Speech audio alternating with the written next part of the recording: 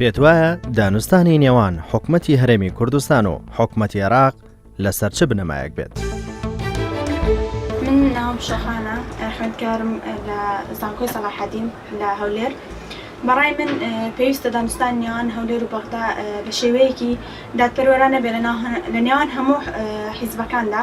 پێویستە نوێنەری هەموو حیزبەکان بەشدار بێت لەو دانوستانەدا و هەروەها پێویستە کوردێک گرتوو بێت لە ناوخۆیدا بۆی هیچ دەستێکی دەرەکی کاری تێ نەکات و بتوانێت کە بە شێوەیەکی باش داهاتوو خۆی دابین بکات و دەوڵەتی کوردی ڕابگەێنێت.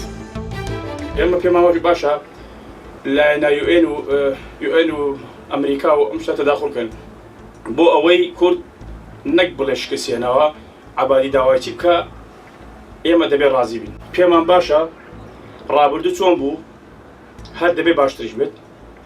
ئێمە بۆ ڕازی نابین عەبادی چی بڵێ، ئێمە ملکەتی قەرارەکانی ئەو بین. أنا أنمار من محافظة الأنبار من فلوجة من إقليم كردستان.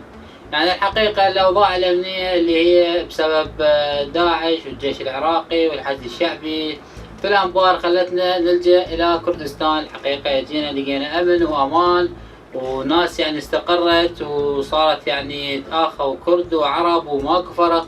بس ما أعرف هسه بعدين صارت هنا ناس كردستان تحب يعني أن تسوي دولة من حقها. بغداد شنو تريد من كردستان ما أعرف حقيقة. أنا عندي أصدقاء كراد هواية، ناس محترمين مثقفين ما عندهم مشاكل، حافظوا على كردستان يعني من كل الأطراف، ما خلوا داعش يجي عليه، ما خلوا أحد يسوي على كردستان. بس مع الأسف جت الحكومة العراقية وصارت هاي المشاكل وبعد ما حد يعرف يعني شنو يصير.